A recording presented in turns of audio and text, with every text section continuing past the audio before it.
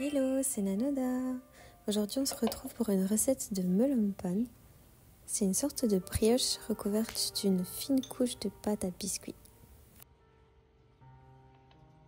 On va commencer par mélanger le beurre et le sucre. On va aplatir avec une spatule pour ramollir tout ça et pour que ce soit bien mélangé.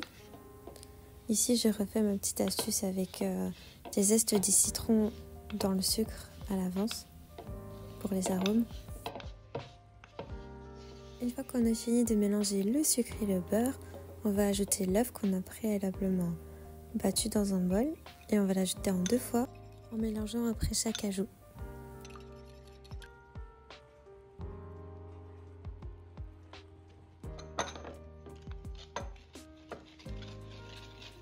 On va mélanger jusqu'à ce que la pâte soit bien homogène.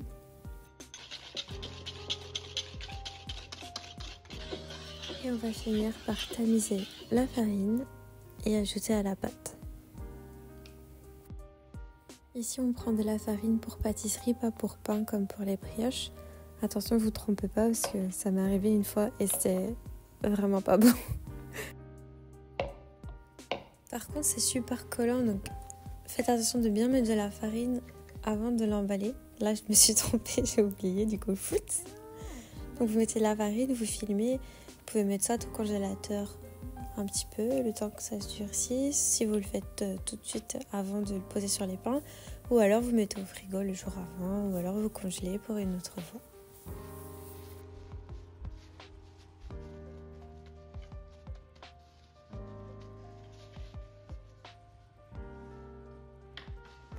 Cette fois-ci, j'ai fait 2 sortes de biscuits parce que j'avais envie de tester avec des petites noix de macadamia.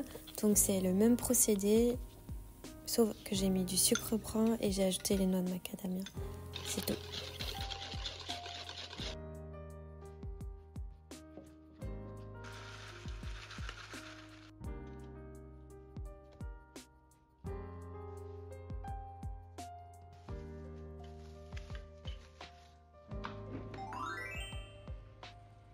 Maintenant on passe à la pâte à brioche. J'ai mis la cuve au congélateur ainsi que la farine, le sucre et le sel pendant plus ou moins 30 minutes. On va ajouter les liquides, c'est-à-dire les œufs pour cette pâte en premier, ensuite le reste sauf le beurre. J'ai fait tout ça pour éviter au maximum que ça colle au fond de la cuve. Donc on va pétrir tout d'abord vitesse 1 pendant 4 minutes.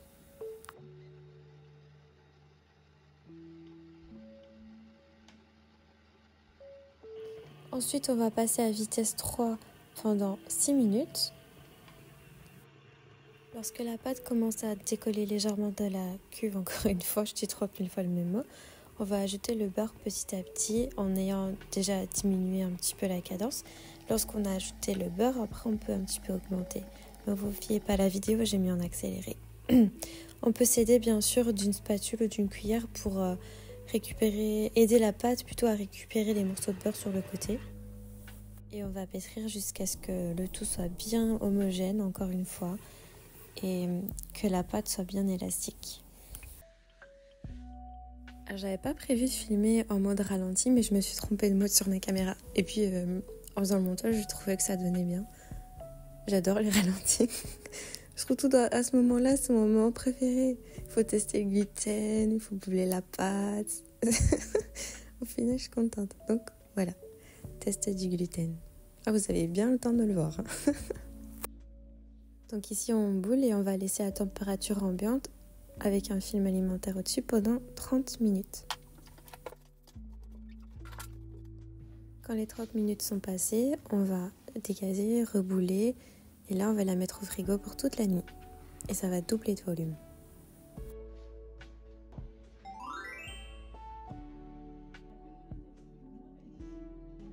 Et voilà la pâte x2.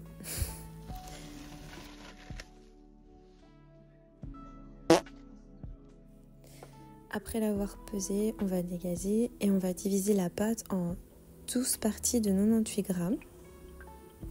Et voilà, on va commencer par bouler chaque petit bâton.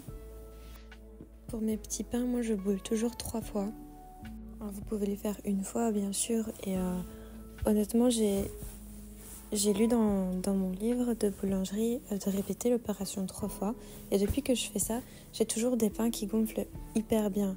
Donc je me dis, soit j'ai pas compris et je fais ça pour rien, ou alors ça fonctionne vraiment. Et en fait, j'ose plus ne plus le faire parce que je veux toujours avoir le même résultat. Mais ça, c'est mes petites manies à moi. Donc voilà, vous n'êtes pas obligé de le faire. Mais en tout cas, pour moi, ça fonctionne. Donc pendant que je parlais trop, vous avez vu à la vidéo que j'ai pris mon petit bâton de biscuits, de pâte à cookies. Donc je l'aplatis à la main parce que c'est aussi une pâte qui colle très fort et avec le rouleau ça reste collé. Du coup je préfère le faire à la main et je farine beaucoup avec la bonne farine bien sûr. Ah oui, et j'ai mis un petit pot de sucre de côté. Ensuite on va recouvrir la brioche avec une fine couche de pâte à cookies qu'on va souder sur les côtés avec les doigts. On peut couper l'excédent pour éviter que ça vous colle sur les doigts quand vous allez tremper le bâton dans le sucre. Et on va faire des mouvements circulaires comme quand on boulait la pâte pour bien souder encore une fois le tout.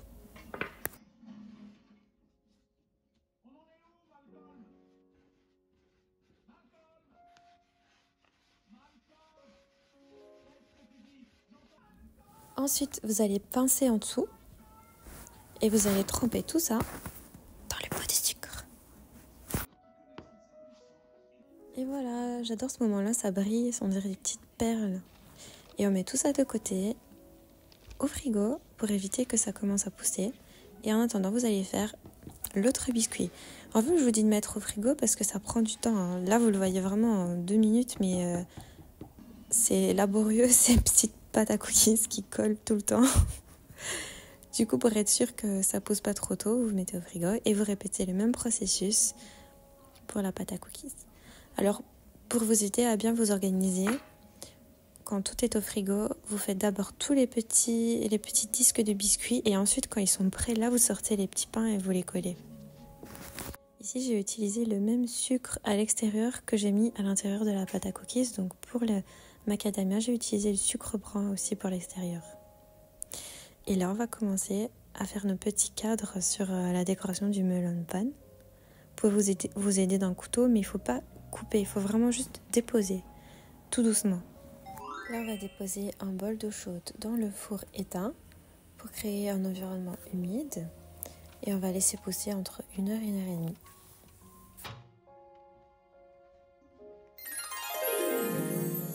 J'ai fait une petite aparté parce que j'avais acheté ça exprès pour apporter les melon pan au boulot parce que j'adore en faire plein et partager.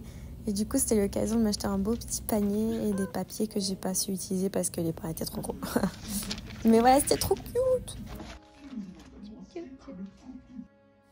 Et voilà, on a laissé ça pousser 1 heure et demie. Ils ont doublé de volume. On va donc remettre encore un petit bol d'eau chaude dans le four et enfourner pour plus ou moins 25 minutes, 20 à 25 minutes, dans un four à 180 degrés.